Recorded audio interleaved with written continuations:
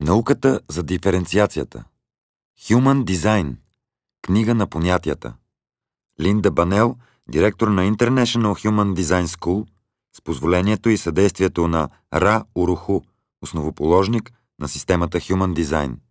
Издателство Кибея, 2015. Послание от Ра Уруху към онези, които искат да живеят следвайки себе си. Human Design предлага механистично разбиране за естеството на съществуването.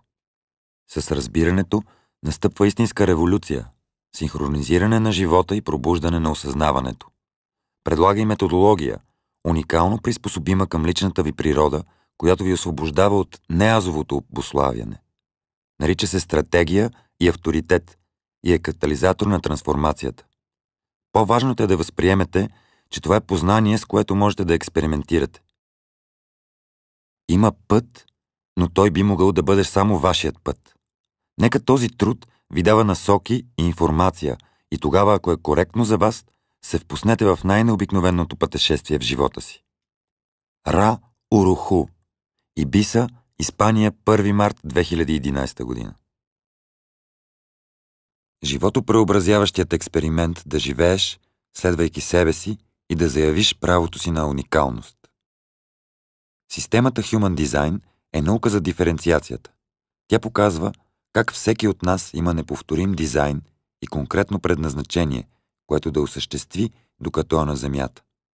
Генетичната ни матрица крие безброй възможности за индивидуална неповторимост. Съществуват милиони вариации на човешките същества. И все пак, всеки от нас има конкретна и уникална конфигурация с ясна стратегия, която без усилие ни синхронизира с нашата неповторимост. Human Design не иска от вас да повярвате в нещо.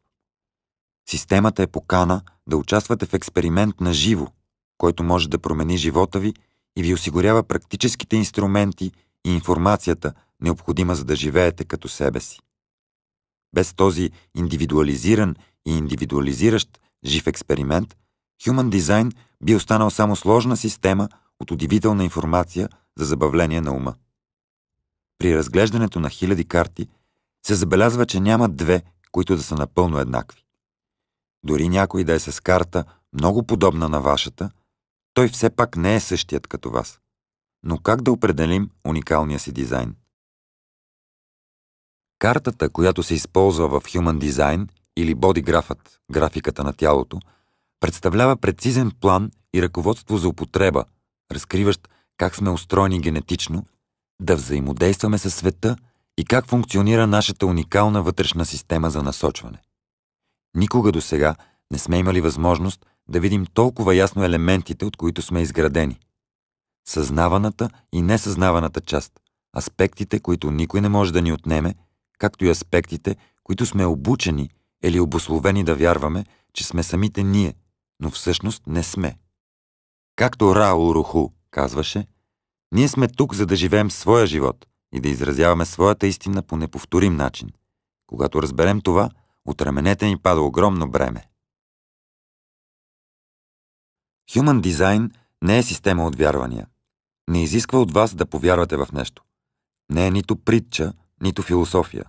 Представлява конкретна карта на естеството на съществуването, запис на собствения ви генетичен код.